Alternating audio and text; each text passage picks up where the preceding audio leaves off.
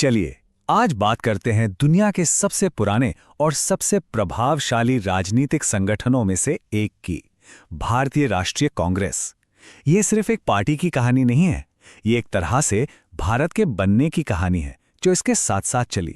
तो सवाल यही उठता है कि आखिर ये हुआ कैसे। सोचिए, 1885 में सिर्फ 72 लोग एक कमरे में मिलते हैं और वो एक ऐसी ताकत बन जाते हैं जो भारत को आज़ादी दिलाती है और फिर उस पर दशकों तक राज भी करती है। तो चलिए इस सफर को जरा करीब से देखते हैं। कहानी की शुरुआत होती है पार्टी के बिल्कुल शुरुआती दिनों से, जब इसके लक्ष्य और काम करने का तरीका आज से बहुत अलग था। तो देखिए, साल था 1885।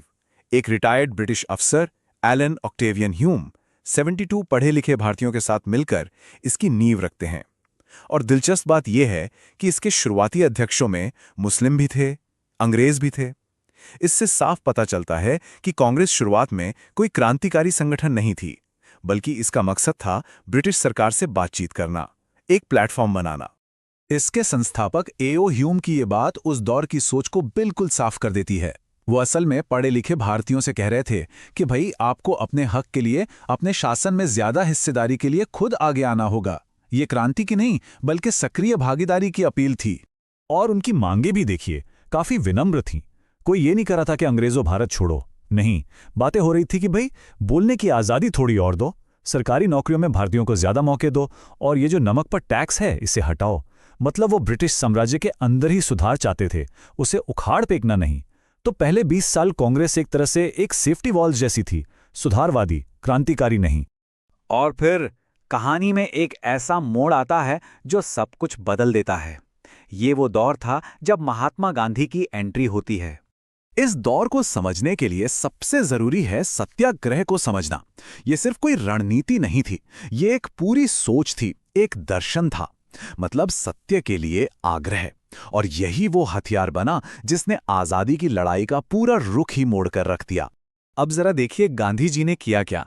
उन्होंने कांग्रेस का पूरा काया पलट ही कर दिया। जो पार्टी अब तक कुछ पढ़े लिखे लोगों तक सीमित थी, उसे उन्होंने एक जन आंदोलन बना दिया। सदस्यता फीस घटाकर सिर्फ 4 आने कर दी, ताकि गरीब से गरीब इंसान भी जुड़ सके। भाषा के आधार पर कमेटियां बनाई, ताकि पार्टी लोगों की अपनी भाषा में बात करे। ये छोटी छोटे लेकिन बेहद असरदार कदम थे, जिनसे करोड़ों आम भारतीय कांग्रेस से जुड़ गए। और फिर आया 1929 का लाहौर अधिवेशन। ये एक ऐतिहासिक पल था।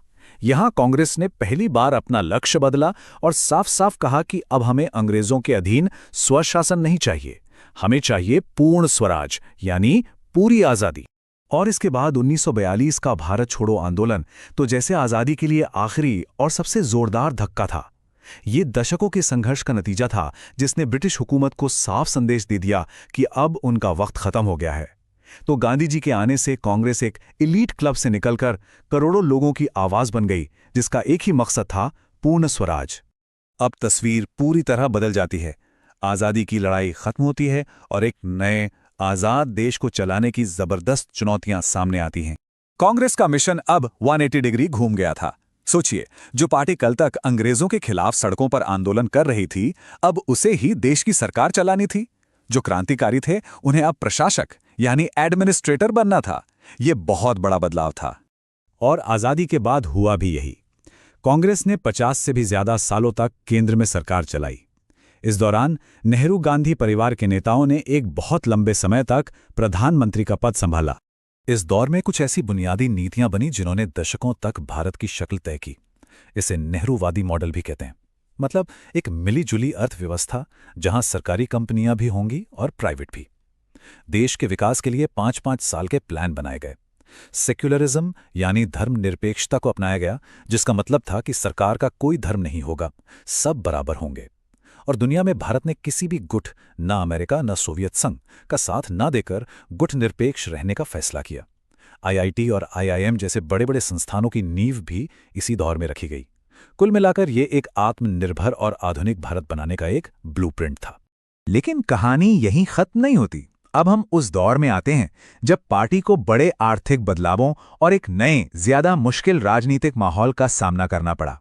ये साल भारतीय इतिहास में एक बहुत बड़ा मोड़ था, पीवी नरसिम्हा राव के नेतृत्व में कांग्रेस सरकार ने देश में आर्थिक उदारीकरण की शुरुआत की।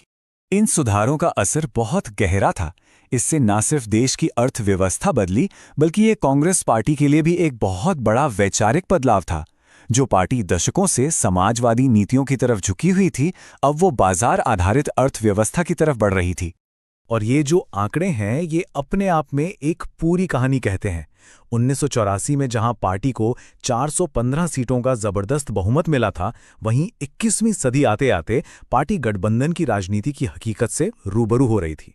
इन सालों में पार्टी को एक के बाद एक कई बड़ी राजनीतिक चुनौतियों का सामना करना पड़ा। चाहे वो 70 के दशक का जेपी आंदोलन हो, 80 के दशक का बोफोर्स घोटाला, या फिर क्षेत्रीय पार्टियों का उदय जिसने एक पार्टी के दबदबे को कम किया, और आज के दौर में कांग्रेस मुक्त भारत जैसे राजनीतिक अभियानों का भी सामना करना पड़ा है। ये सब भारतीय राजनीति के बदलते चेहरे को दिखाता है। तो एक आज़ादी के आंदोलन से लेकर सरकार चलाने वाली पार्टी और फिर मुख्य विपक्षी दल बनने तक कांग्रेस ने एक बहुत लंबा सफर तय किया है। अब सवाल यह है कि 140 साल पुरानी इस पार्टी की कहानी में अगला अध्याय क्या होगा, इसका भविष्य कैसा होगा? खैर, ये तो आने वाला वक्त ही बताएगा।